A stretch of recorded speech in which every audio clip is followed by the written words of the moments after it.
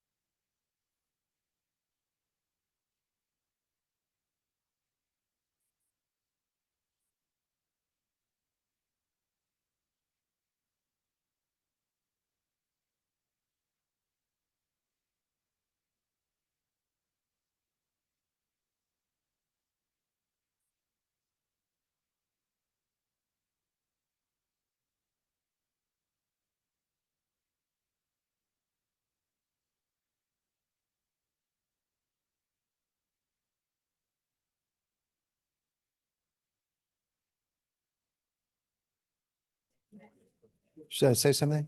That's absolutely perfect. Yep. Okay, good. Yep. Sounds good. Okay. Sounds good.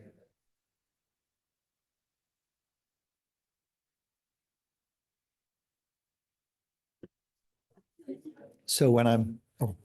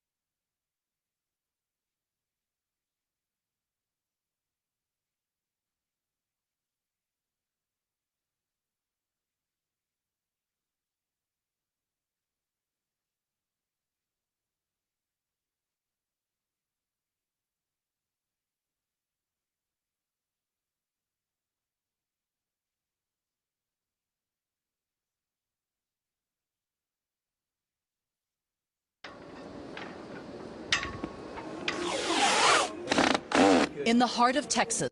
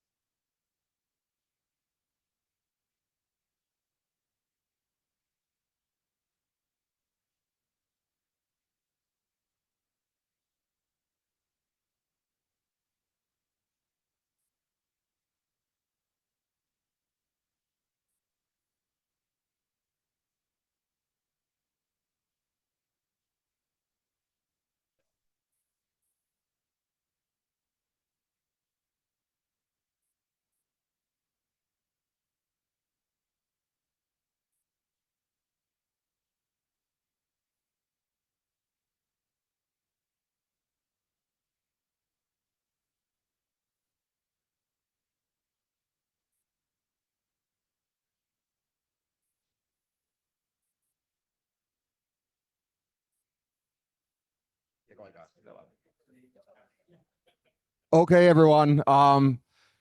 Great to see you back here in the auditorium. I'm going to give the word to Sebastian, who in just a moment will introduce our next speaker, Professor James S. Fishkin.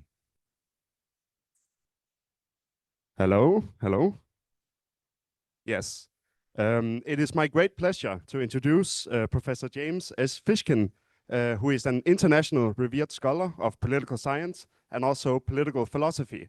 He holds the Janet M. Peck Chair in the International Communication Department of Communication at Stanford University, where he serves as Professor of Communication and also of Political Science by courtesy.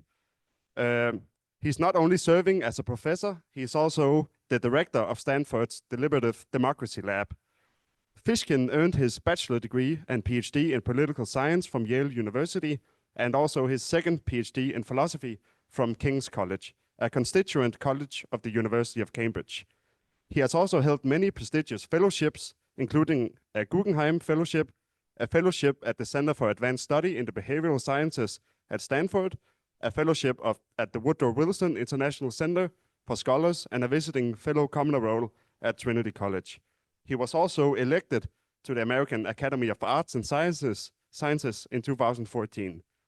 His authorship of 13 books and many more journal entries on deliberative democracy and political philosophy is a testament to his commitment to developing a more equal democratic society. His pioneering work on deliberative democracy, especially his coining and development of deliberative polling, which he first described in 1988. Deliberative polling is a form of opinion poll taken before and after considerable deliberation. This process of deliberation and opinion polling, in which random representative parts of the citizenry deliberate on current issues and policy proposals, together with experts in small group discussions, shows the conclusions that the public would likely reach if they were part of the policy decision-making process. This approach has had profound impact in 28 countries around the world, helping to create an informed public and also informing policymakers of the public opinion in their respective communities. His acclaimed 2011 book, When the People Speak, Deliberative Democracy and Public Consultation, outlines concrete examples of the effectiveness of deliberative democracy. From a massive expansion of wind power in Texas to the building of sewage treatment plants in China, deliberative democracy, and especially deliberative polling, is a tried and tested approach to a democratic decision-making process that is true to the philosophical ideals of democracy. This impressive commitment to his work has made James S. Fishkin an academic all-star and consequently also somewhat of a celebrity in the academic world. So much so that when the political science faculty here at SDU got word of Professor James S. Fishkin's planned arrival, they immediately contacted John Brundahl to know more. Ladies and gentlemen, it is my great pleasure to let James S. Fishkin take the stage.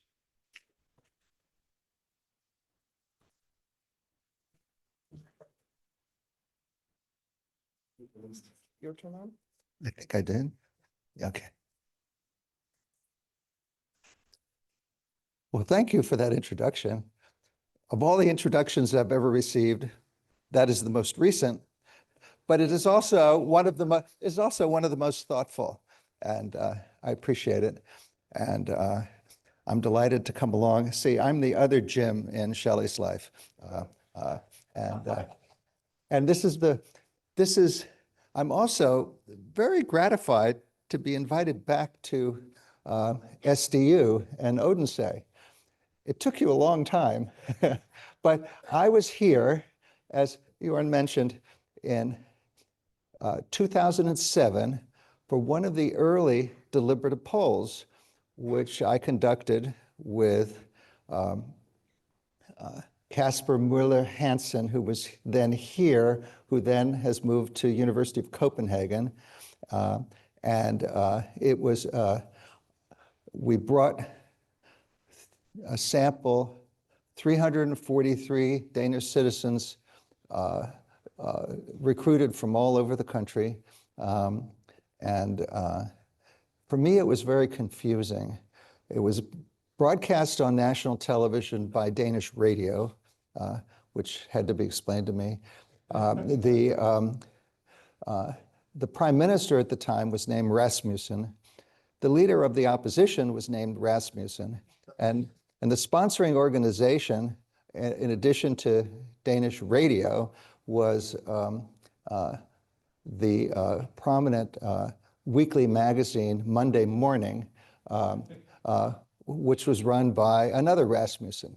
So we had the three most important Rasmussens in the country gathered together, but we also had the Danish citizenry, for a good sample brought together to deliberate about whether Denmark should join the Eurozone or not.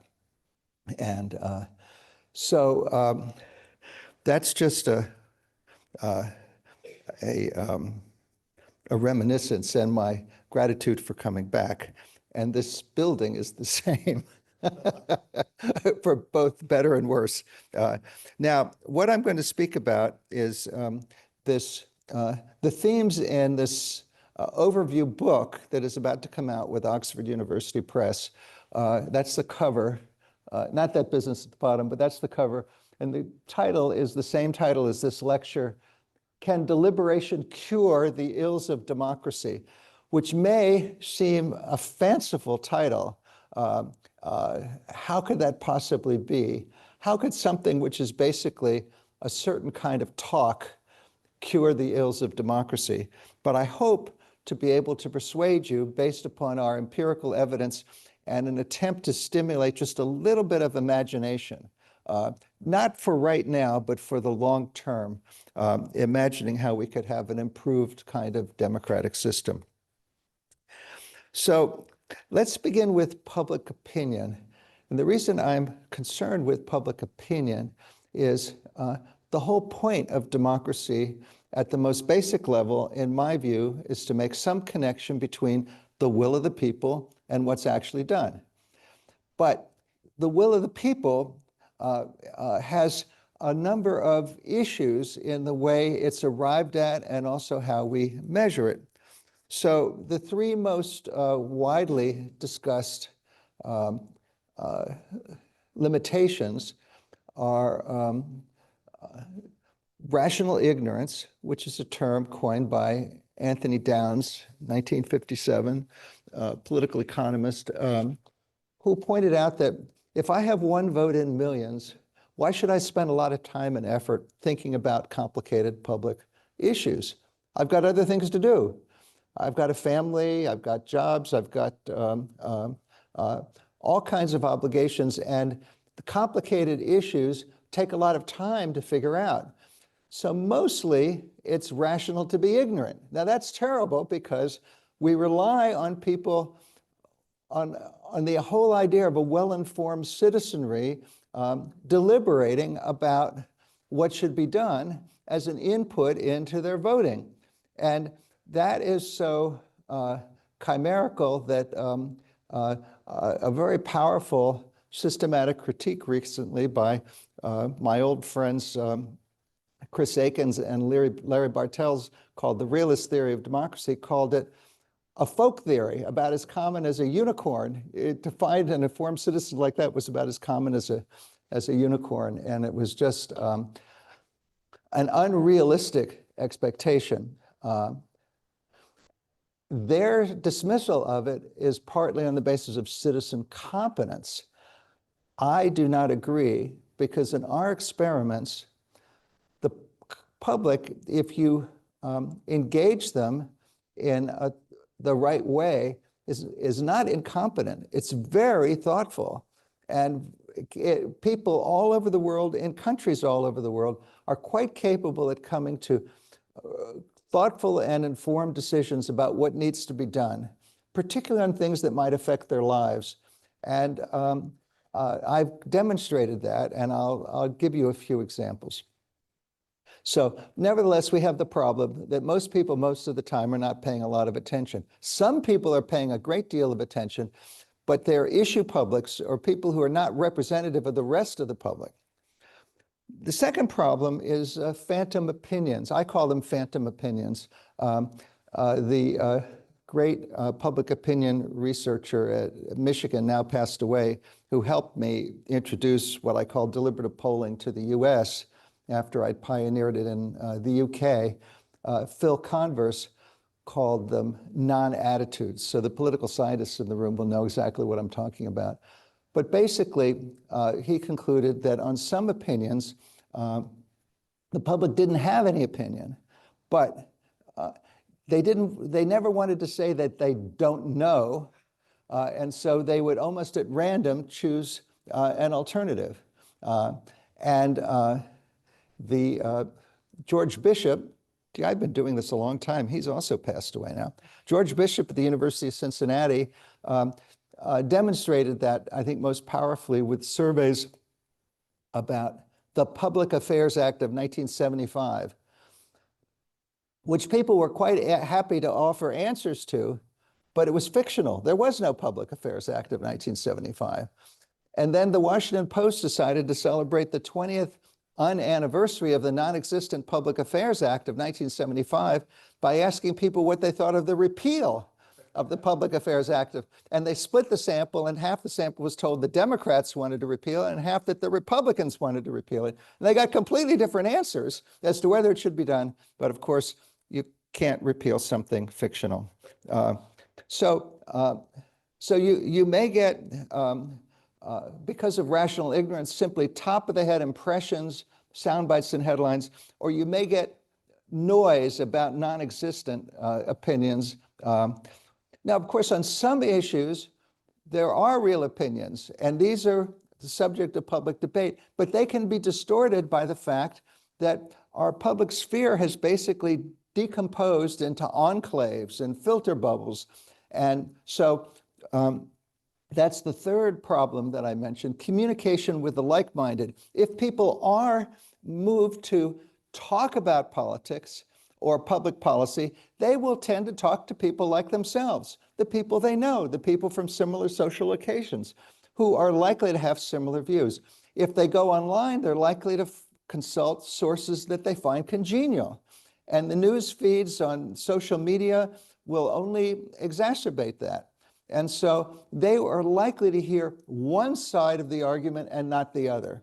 So my question is very simple. What would they think if they could really engage in an evidence-based way with the contending arguments on both sides or competing sides of an issue?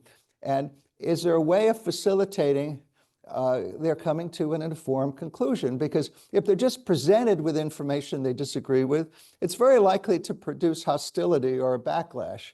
Who are you to tell me what to think? And I know what the story is, even if my view of the story is based upon some made-up things that were on the internet, et cetera, et cetera. What would they really think if they could talk to each other and under good conditions? And I'll show you, I'll even show you a short video that CNN did of one of our experiments where it's very interesting to see the opinion changes. Okay, so I'll give you the outlines of the approach, which to me is embarrassingly simple and commonsensical. I can't believe I've spent so many years on something that is so commonsensical that when I state it, it seems this is completely obvious. On the other hand, nobody else did it. And there are various spin-offs around the world where they try to do it in a slightly less elaborate way, but it's all based upon, I was first because I thought of this in 1988, long before anything else that would satisfy my criteria. Now, so we have random samples that are of sufficient size that you can evaluate the representativeness of the opinions and the changes of opinion in a statistically meaningful way. So I'm setting aside the so-called citizen juries, which are jury-sized, or even the so-called citizens' assemblies, which tend to vary between 50 and 150. They are borderline, but they're also borderline for another reason. And they were actually a knockoff from what I was doing I even recall the conversations with those who started those in Canada and then in Ireland and various places. But when people deliberate together, wonderful things happen regardless of the number of them. And all of these discussions are worthwhile. But I want to have a basis for answering a question that I'll give you in a second. But we also have control groups, because if there's a change in the world that's independent of the process, we don't want, just because of news events, to see the change. We want to know what the people are thinking based upon their deliberations. So we have pre and post deliberation surveys.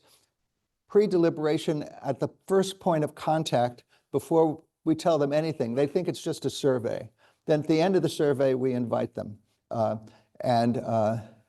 We do this in two ways, as I'll describe. We do this face-to-face, which is what we did for years. We also have our own online platform, which is AI-assisted, which actually replaces the moderator, and which works amazingly well.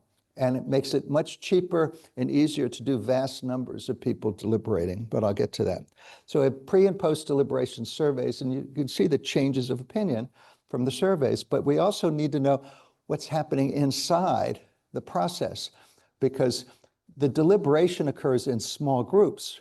It doesn't occur in groups even of this size. It occurs in small groups, either with human moderators or with our technology, so that everybody has a chance to talk. Nobody dominates the discussion.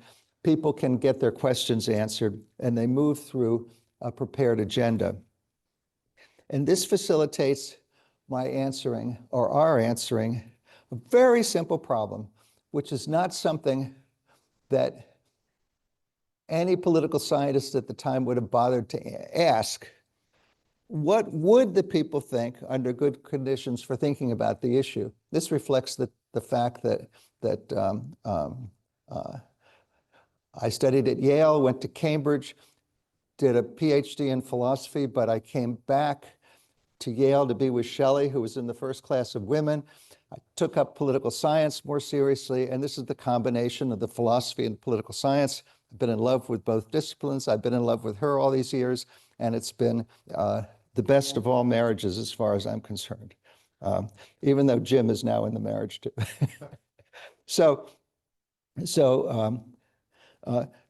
asking that question, I've discovered recently that as the world has become more polarized, although I should have known, and I'll show you some examples where I should have known about the extreme polarization and with the effect of this on polarization, but we're dealing with the question of this process responds to two issues: how to evaluate the will of the people, even in a world of misinformation, disinformation, and of course, the whole idea of trying to manipulate public opinion has been central to democracy. If we read the influential Democratic theorist Joseph Schumpeter, he admits that political parties and candidates, on his model of democracy, the whole point is competition, a competitive struggle for the people's vote, and parties will manipulate public opinion in the same way that economic firms will manipulate through advertising the preferences of consumers so they can sell their products. And there's no such thing. There's a synthetic appearance of a political will, but there's no real political will. But for democracy really to be meaningful, the will of the people ought to mean something. So what can we do about it? Well, these experiments I'm going to describe to you tell you something about that. In any case, this process has now been used, well, this slide is even out of date, but this says 150 times in more than 50 countries, and it's more than that. But you can see we're talking about Africa, we're talking about Latin America, we're talking about Eastern Europe, we're talking about within the EU, we're talking about China. Yes, we have done a number of projects in China at the local level with local government. Not recently, but it's been very productive. But various other parts of Asia, basically everywhere. And let me begin with a very simple project, which was early in 1996, just to show you that sometimes this is accepted as an input to governments. So way back in 1996, there was the then apparently boring issue in Texas of how are they going to provide for electricity because they were growing so fast. So they had to have developed, all the utilities had to develop plans, integrated resource plans for how they were going to get their energy. Were they going to invest even more in coal or natural gas or nuclear, or nuclear was mostly off the table, but it came back. Or were they going to invest in renewables like wind power? Were they going to pipe the electricity in from Mexico? Or are they going to invest in demand side management, conservation to cut the need for electricity? These are complicated issues.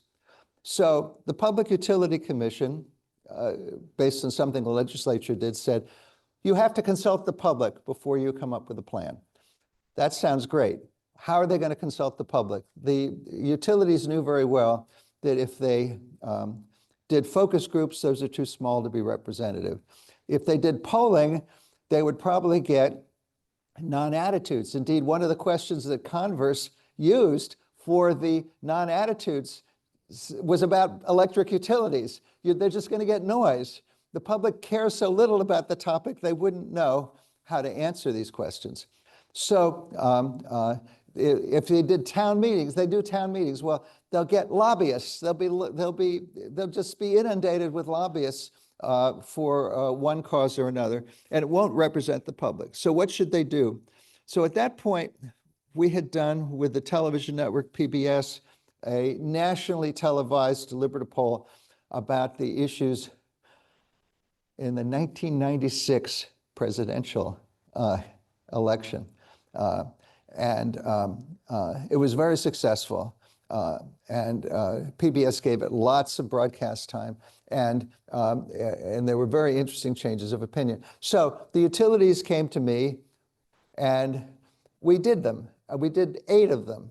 And one of the interesting things about this was the 8 utility companies, the average of the percentage of the public being willing to pay more on its monthly bill for wind power, to subsidize wind power, went from 52% to 84%.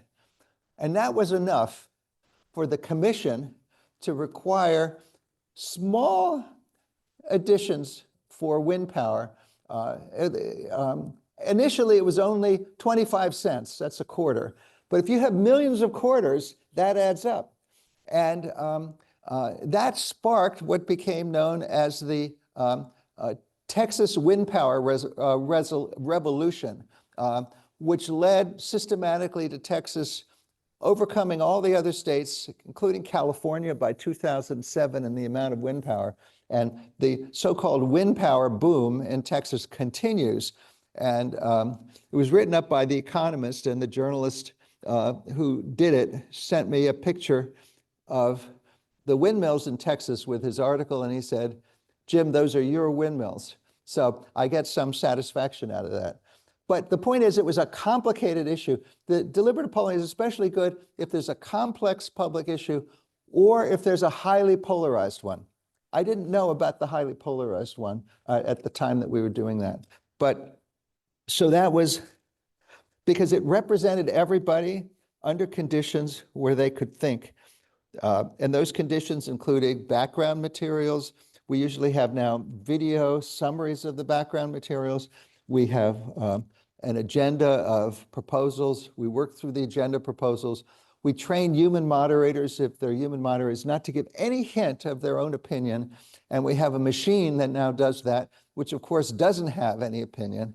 And the public likes that even better. So a couple of other cases, then I'm going to go to the polarization and some of the things I've found in the US, because I know this is an American Studies conference. But we did a couple. That's me with my Japanese collaborator, Professor Yasunori Sone of Keio University. And we've done a bunch in Japan, but two of them in particular, let me jump to this one, was the Japanese government was about to privatize the pension system. And they did surveys about it, and they called it, their proposal, the funded system, because everybody would have their own fund. That was a little misleading because, in fact, everybody thought the funded system, there were surveys, should you have a funded system or not a funded system? Of course, everybody said you should have a funded system.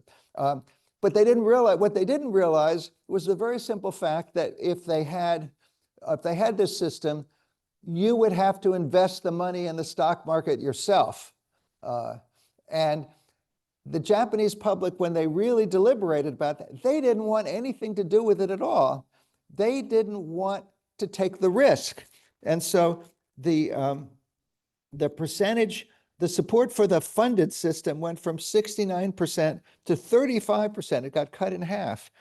What they did support was actually the most rare thing in the world, an increase in taxes, an increase in the consumption tax, which is like a national sales tax, in order to fund the pension system, because Japan is getting very old. There are many, many more people compared to the percentage of working age. And so they have a genuine problem. And that's what they did. They followed the roadmap for that.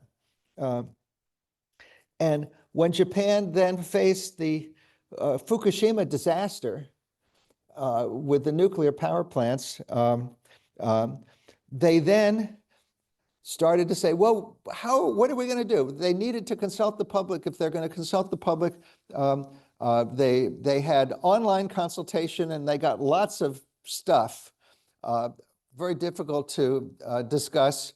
They had open meetings around the country, and the anti-nuclear activists were yelling at the electricity company employees who told me that they were asked to dress informally so they looked just like the rest of the public.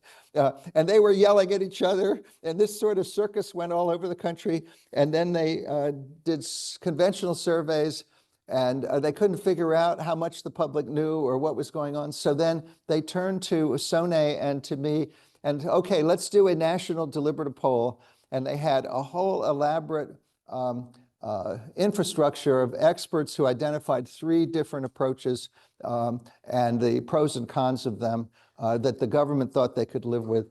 And there were significant changes of opinion, and that's what they did. That was actually sponsored by the government, and the government at the time, that was the DPJ government, accepted the results. Interestingly, on nuclear power, the Japanese wanted to get rid of or greatly lessen reliance on nuclear power, but don't have the date there, but much later in South Korea, President Moon faced a dilemma when he came into office. His party was anti-nuclear, its program was anti-nuclear, but they had these 2 big nuclear reactors that were half built. And if he didn't complete construction of them, there would be implications for the they'd have to import a lot more fossil fuels, and they would have to really become draconian on conservation and try to build up renewable energy. And so he, to my surprise, gave a speech and announced that they were going to do this deliberative poll, because we'd done a lot of other deliberative polls in South Korea. And he said, whatever the people decide, that's what I'm going to do. And the people decided. There was a substantial movement to build the reactors. And that's what they did. And you can see them there now. So in one other, well, I'm just trying to keep track of that. Yeah, but we started 15 minutes late, Jorg, but I want to just mention one other case, or just 2 other cases, and then I want to get to the US. So In 2007, we did this project on the condition of the Roma in Bulgaria. And the Roma are the most discriminated against group in Eastern Europe. We did the education system, the housing, and the criminal justice. And one of the most interesting things was the Roma-only schools, the Roma children went to segregated schools. And in the Roma language, they never even learned the language of they never even learned Bulgarian in school. And they didn't even have teachers in the schools. The older children were supposed to teach the younger children. Can you imagine? In any case, there was a move from 42% to 66% saying that the Roma schools should be closed and all the children should be bused to schools with children of everybody else. And that is now, that was very dramatic. It was featured in Western media, even featured in the New York Times. But I was at a conference in Poland with about all the projects we've done in Eastern Europe, and the Bulgarians were exultant because the official decision had been taken to desegregate the Roma-only schools. And they attributed the sort of catalyst for that to our project. So it took a while. I also want to show you one other thing. This picture of in Mongolia, we've done a bunch of projects, and they passed a law requiring deliberative polling before they can change the constitution. And the public submits proposals, the parties submit proposals, and then there's a deliberative poll under certain specified conditions, which I helped specify, but the parliament put those into the law. And you can read about the law in the back of my book, Democracy When the People Are Thinking. It's in the appendix. But that's a picture of the sample of, I think, about 790 citizens selected by basically the Census Bureau, the National Statistical Office who do the census, except there are a couple of ringers in there. I'm in the back.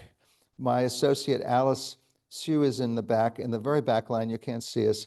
And the statue looming over everybody is Genghis Khan, who looms over everything in Mongolia. And that's the government palace, which is the parliament building, and that's where we met.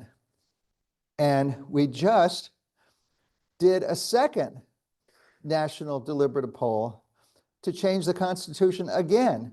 And this time, the Mongolians changed the electoral system to introduce proportional representation and to expand the number of members of parliament. And everybody's so happy with that Shelley and I are going in June, although she's asleep there, that's all right, are going in June because the president of Mongolia is giving me their highest civilian award, and they're going to have a symposium about deliberative polling in Mongolia, 10 years of it. So I'm very happy about that. Mongolia is one of my favorite countries, especially in the summer. When we did the first deliberative poll in Mongolia for Ulaanbaatar, the city, it was 35 degrees below zero. So it's the coldest major city in the world. All right, let me turn to America. So we've done a series of projects which we call America in One Room. So the first one was in 2019, but the issues in the upcoming 2020 presidential election. And you can see there are 523 in the sample. These are selected, for those who follow this, by NORC at the University of Chicago, which is really one of the 2 or 3 premier academic survey organizations in the world. And they gave us a great sample and a great control group, and it was about 5 big issues in the election. And it was so striking that the New York Times actually published the photos of the sample in the newspaper, both print and online, saying, this is what America looks like.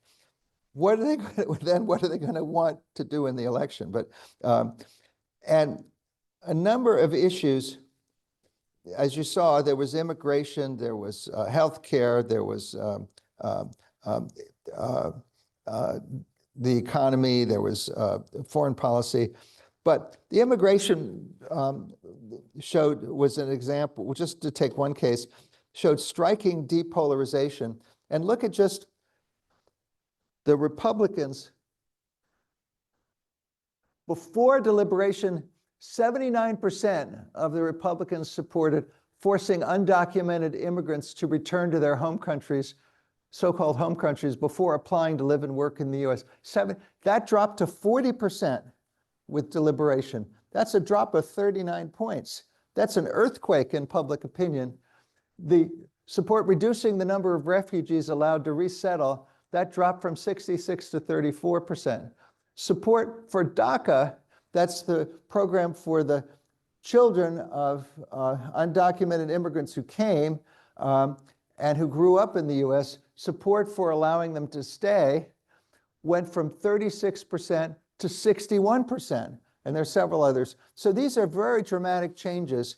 And on these issues, the Democrats were on the supportive side to begin with, and they moved a bit more, but the Republicans moved dramatically and closed the gap. And the independents were somewhat in the middle. We'll talk about the independents later if you like. But on the most expensive social programs, the Democrats moved down. They moved just as dramatically. In fact, on this proposal that presidential candidate and senator, candidate at the time, Cory Booker had for a baby bond for you'd get $1,000 that would grow into maturity to help you when you were old enough. That went from 62% to 21%. Even raising the minimum wage to $15 went from 83% to 59%. You can see the lots of big movements on the Democrats because they were concerned about the deficit and they were concerned about things that weren't going to be paid for. And so there was a lot of depolarization. What I want to do now is just to dramatize the opinion changes. I want to show you, in addition to the New York Times covering it, and and lots of other media covering it, CNN covered it, and they did. Here's a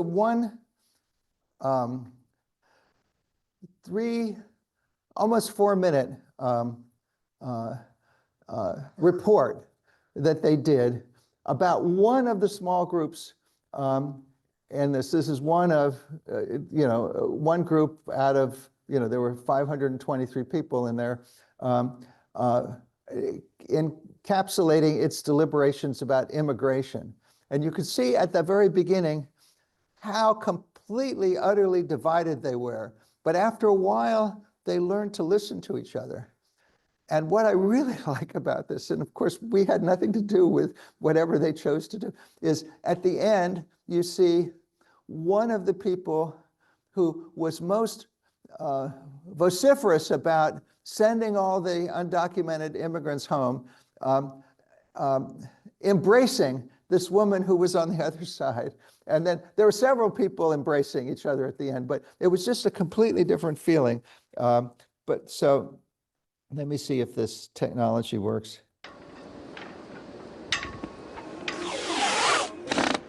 In the heart of Texas. Last table on your left, they will check you in.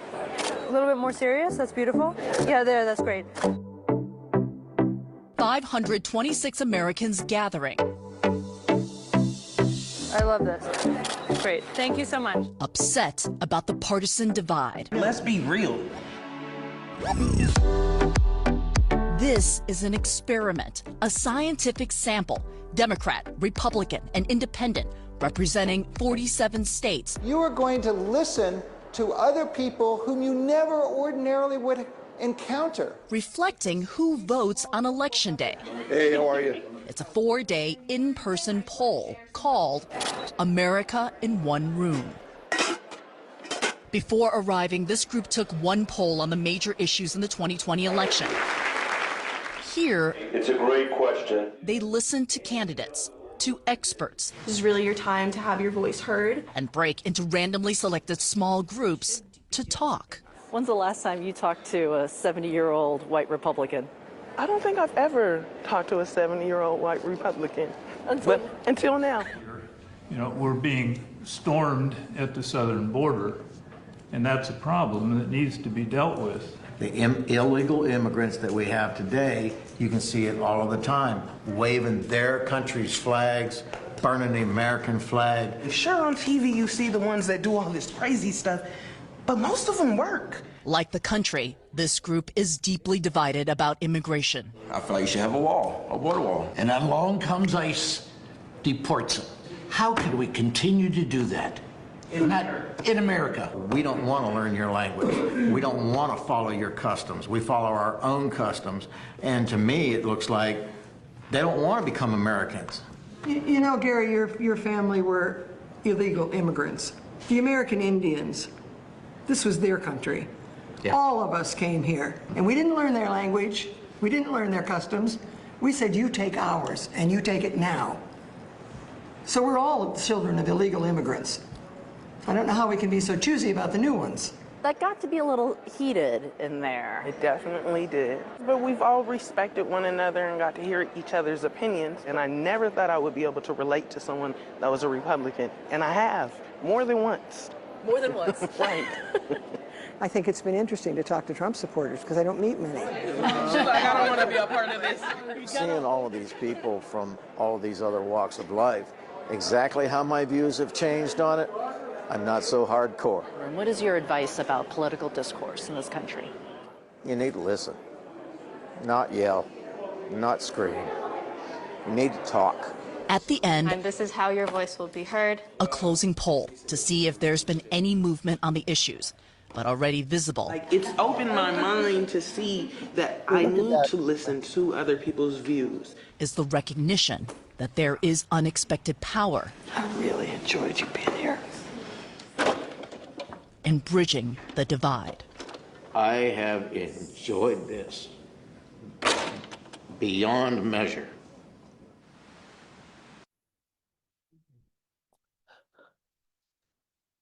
One of the other striking things is there was a great reduction in affective polarization.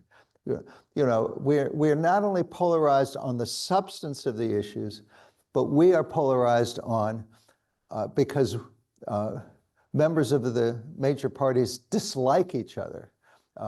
That went down dramatically here. Indeed, I've got all these colleagues who are doing experiments, online experiments with very short treatments, and they celebrate if they get just a few points of depolarization on substantive depolarization and also on affective. And we got gigantic changes. You can see this in the American Political Science Review. Is deliberation an antidote to extreme partisan polarization? We have both of those there. And then, I'll zip through this. I want to tell you about I mentioned the climate project, because that was the beginning of our use of this online platform. So we did climate change, and I'll show you some of the climate change results. And we also got dramatic depolarization on that with 1,000 deliberators and a control group. And the platform allows us to scale up, because in that one you just saw in Dallas, we had to fly people all across the country. We had to put them up in a hotel. We had to feed them, and we had to recruit moderators and pay the moderators and train the moderators. You had to do all that. So with the online platform, we don't have to do any of that. And anyway, so there's another question.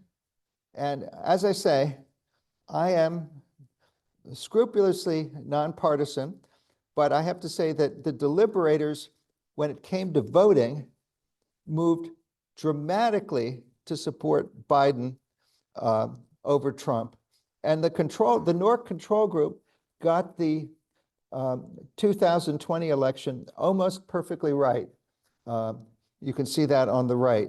But the deliberators moved, and so we wrote another article that's in the American Political Science Review called "Can Deliberation Have Lasting Effects?" Because the distinctive thing is this was a year after the event. And the control group and the treatment group matched up perfectly.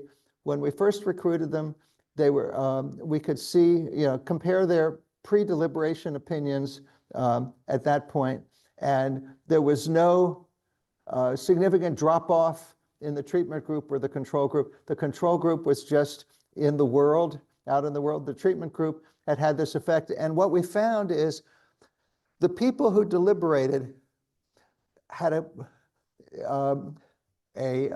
we created we did causal mediation analysis, and we created a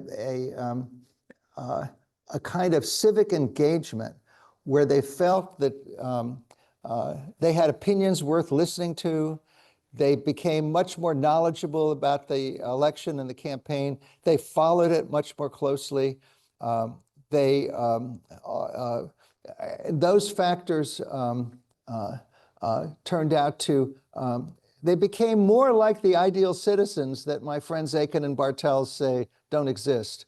And then when they voted, we had a whole scoring of all the issues in their positions, and they made a direct connection between how they voted and what they thought at the time in terms of the issues in the election, which is, I think, what democracy is supposed to be about. So that's, Can Deliberation Have Lasting Effects, which you can see is now published.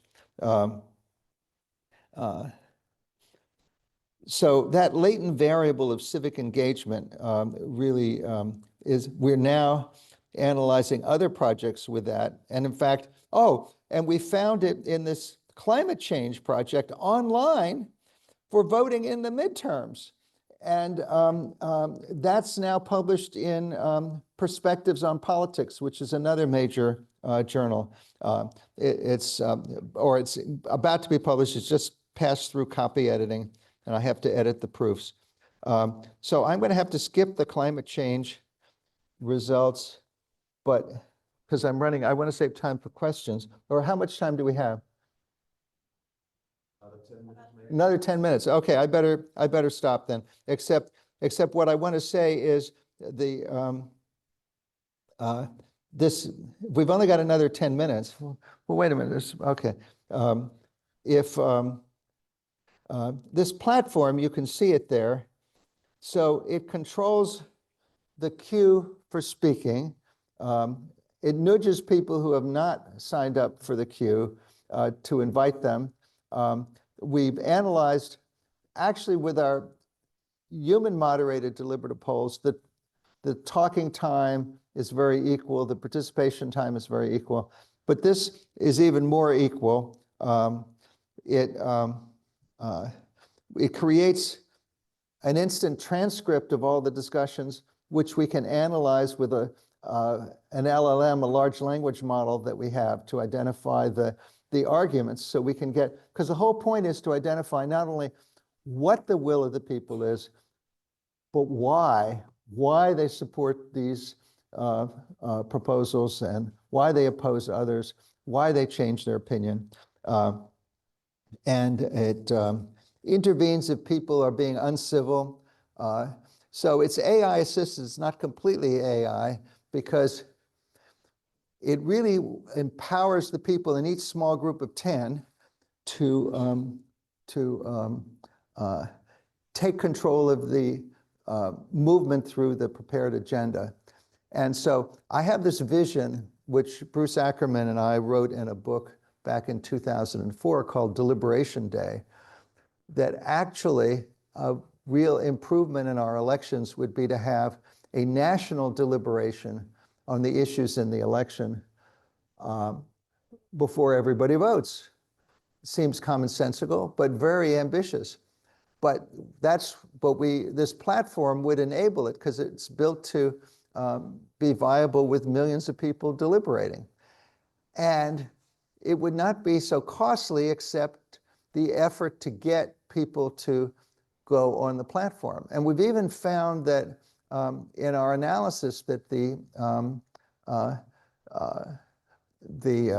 exact distribution of opinion in the small groups doesn't actually influence so much the outcomes of the groups. You would think it would, but it doesn't. So, but with the platform online, we can have strata recruited so that we ensure some diversity of the composition in the small groups. And we could have, in principle, we could have millions of small groups. So the last chapter of my book, Can Deliberation Cure the Ills of Democracy, has lots of ways in which we could make deliberation part of the life course of everybody, starting with deliberation in the schools, because civic education in most countries is not a great success. And we've been experimenting all over America with deliberation in school systems. And it's very popular.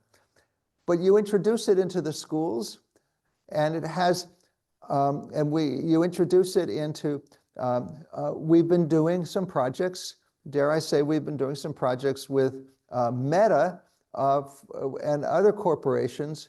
We did a global deliberative poll with Meta on the ground rules for bullying and harassment in the metaverse.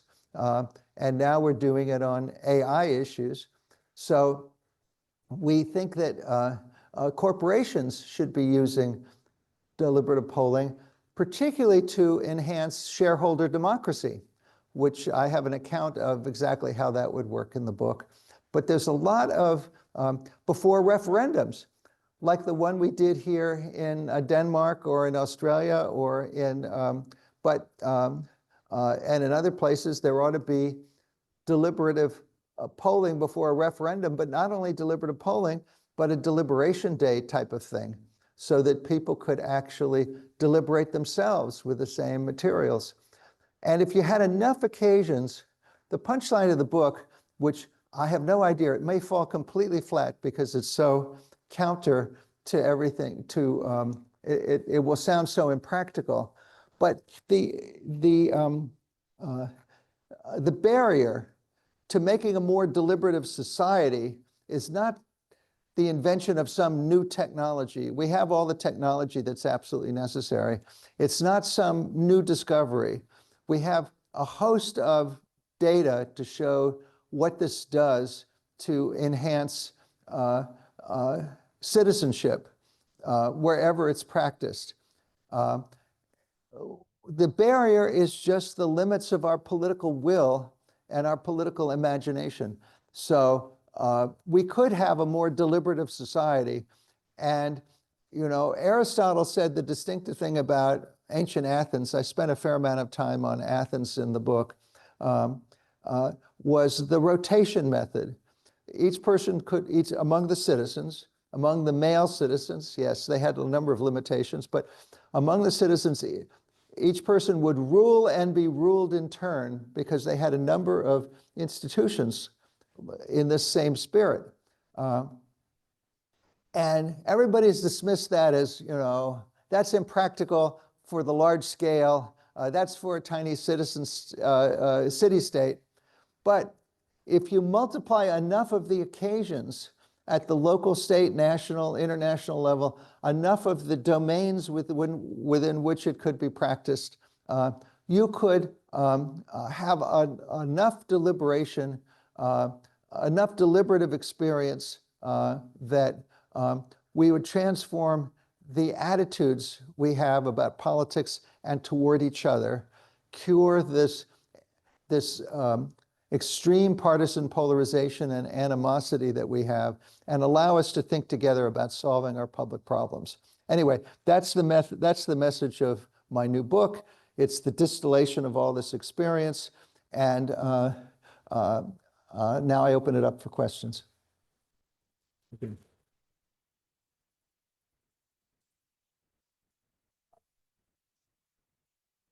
May I just say, we're a little bit behind, but I think we'll catch up in the sense that we've set off 2 hours for our last item. I think it'll last less than that. So therefore, I think we should have like 10 minutes for questions and have coffee at 2 o'clock. Sorry, I need to try this out. Okay, it's working. So if we have any questions, please raise your hand so we can get the mic to you.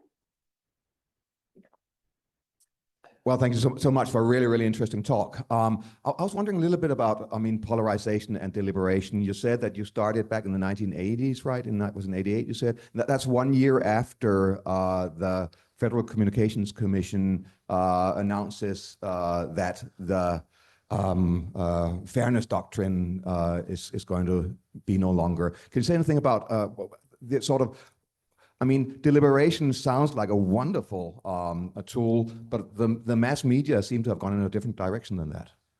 Well, the mass media has gone in a different direction because technology has permitted, well, first of all, you had talk radio, and then you have cable news, and then you have social media. Those are and so it's ironic because the whole picture we have about free expression was canonically formulated by John Stuart Mill, who said we don't have to worry about falsehood because it will be self-correcting. But it's not self-correcting if people never hear the corrections. People never hear the other side. And that's the world that we live in, the world of filter bubbles and enclaves and targeted messaging. So yes, the fairness doctrine may have had something to do with it, but this is all over the world. So it's not special to the US. And I think that and the solution that I have, it would only be a solution to a large-scale solution to polarization if the deliberations are impactful and frequent enough. But that, I say, is a question of political will. And it doesn't have to be just my method. It just happens that the method I have stands up to critical scrutiny, and I'm sure there will be better methods at some point. But this one works great, and we have the evidence. And so we need to, and every time we've been in a situation where people said, oh, the public will never understand that, they'll never, there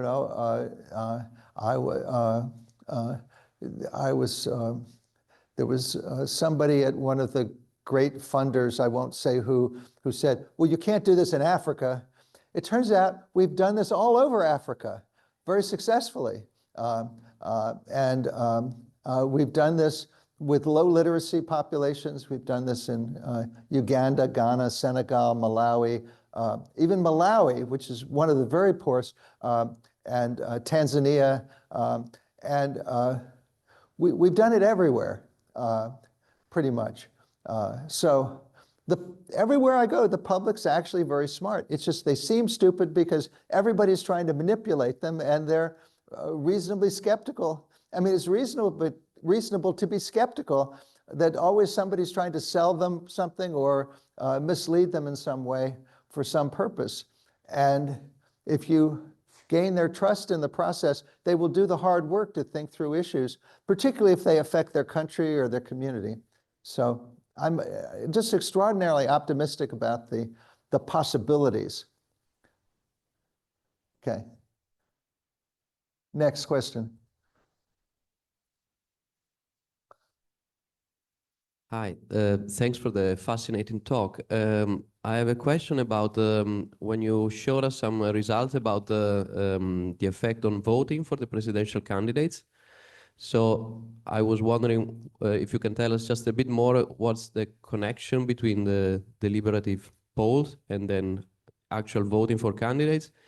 And would you say that if the public were informed, they would vote much more on the basis of issue, so instead of many other that's reasons? what we show in the article. That's what we show on the voting in the American Political Science Review. Can deliberation have lasting effects? We create this policy-based score on the full range of issues that were deliberated about.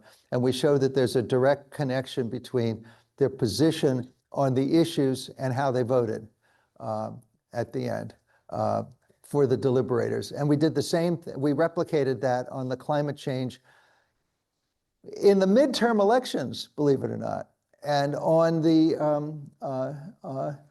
and with deliberations that occurred a year earlier on the automated platform. We got the same effect. So it's the connection between what you think about the issues and who you vote for, which is the very connection about which is derided as the classical theory of democracy, which is just something that is a fantasy. But, or if it's a unicorn, we bring unicorns to life with this process quite a lot. That's the connection. Do we have any more questions? All right. Well, I'd gladly contribute with one more question if no one else is ready right now. I was wondering about, so I mean, intra-party, you have the caucus system in a couple of states still. Is that something that would be kind of a type of deliberation that you would advise people to go on with, or how's that? Well, look, in the McGovern, when Hubert Humphrey won the presidential nomination when LBJ stepped down, he didn't enter a single primary. And so the McGovern-Fraser Commission those delegates to the National Convention were selected through caucuses and then at the convention. That was thought to be undemocratic when the people focused on it. So the commission said the cure for the ills of democracy was more democracy. And their notion of democracy was having mass primaries. So then the law was changed so that instead of 17 states having primaries, it quickly went to 39. And when the law was changed, it changed not only the primary system for the Democrats, but also for the Republicans. And that created this mass television spectacular that we have, which used to begin in Iowa, but it now begins, it still begins in Iowa for the Republicans, but this sequential system. I think, but the mass primary is very vulnerable to the fact that who turns out. I mean, of course, there are different states with closed primaries, open primaries, et cetera, but it's very often, they're very often relatively low turnout affairs, and the people who are true believers turn out. And this goes for the Republicans, it goes for the Democrats. And so you've got unrepresentative samples turning out in low turnout elections where, and they're not deliberative. And then when these, and there was rightly some skepticism about the so-called smoke-filled rooms that would decide at the conventions. Ironically, the conventions were originally meant to be deliberative. And some of them were. But the primary system, the democratization of the delegate selection gave the conventions nothing to do because because everybody was committed. You were elected as a delegate for X or for Y, and that's what you had to do. So they're just a show now. So whether they could be deliberative, I don't know. But the people can deliberate. When high party officials deliberate, they mostly are concerned who's going to win. Who's the best candidate to win? That's what they want. But the people actually have broader concerns than that. If you talk to them, they're interested in what's going to be done. And how is that going to affect our communities, our lives, et cetera? And they're not running for re-election. They're quite interested in engaging in a substantive conversation. And that's the potential collective public wisdom that deliberation attempts to tap into. And that's what I want to tap into.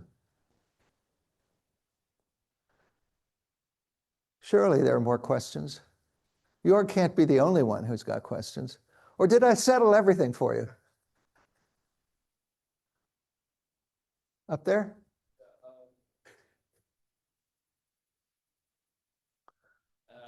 So you just said, have you settled everything? So I would want to turn that around to you and ask, what do you see as a gap or a conflict in your research? Is there something that you don't understand when you do all these deliberative polls? Is there some mystery left, or is there some what? Some mystery left, or is it all settled with deliberative polling? Oh, no, it's not all settled. I mean, I am continually surprised by what I learn and by the kinds of results that we get. But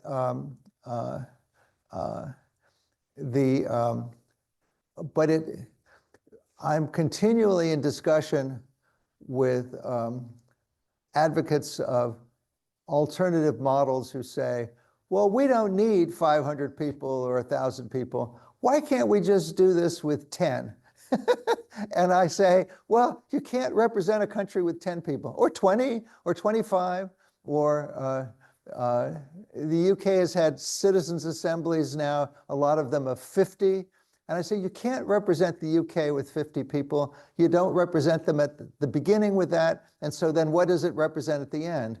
And so you need, and the French Citizens Convention on Climate, I've now got a working group with a bunch of French scholars, and we're going to write up the differences between our climate thing and theirs.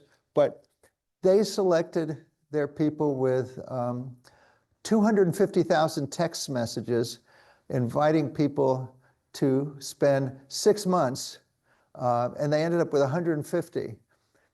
But they never bothered to measure what the people thought about climate before they started. And it turned out the 150 were very strongly committed to climate. I think climate is a good idea, speaking as an individual, not as a researcher. I think many of the climate is one of the issues of our time. But they got people who were strongly committed enough to climate that they would spend 6 months of their life working on it. And then they became even stronger about their recommendations. And then Macron threw up his hands about the results. I can't do this stuff. So it was not effective because you have to start where the people are in order to make a recommendation about where the people should go. And so they're very commonsensical, I think, social science things to do in terms of how you set it up, how you conduct it, and how you make it transparent so that it can be scrutinized. And I'm sure not all our projects are perfect, but they're pretty good, and they certainly live up to expectations. So I'm still in the battle of why should we do this rather than a jury or a 50-person citizens assembly, or why can't we just recruit people from text messages rather than getting a systematic questionnaire? Because if you have a control group, why do we need so if you have a control group, you can compare the people who are randomly assigned to be deliberators and the people who are randomly assigned to be in the control, and they should be the same. So then you know at the beginning that you have a sample that represents the public. And then when they change, you can say, here's why they changed. They started where the public is, and here's how they moved and why. And presumably, the why will make sense to the rest of the public. Just as in the very simple case I gave you about Japan with the pension system, it was really simple why they changed. They didn't want the risk of not having an adequate pension when they retired. And they didn't think they were competent to make the investment. If somebody could then have figured out a reform where they could have been absolutely assured it would have worked, they might have worked differently, but they didn't bother to do that, and it came crashing down. So no, I don't have all the answers, but I do have, I think, all the questions and all kinds of collaborators around the world who help me answer those questions.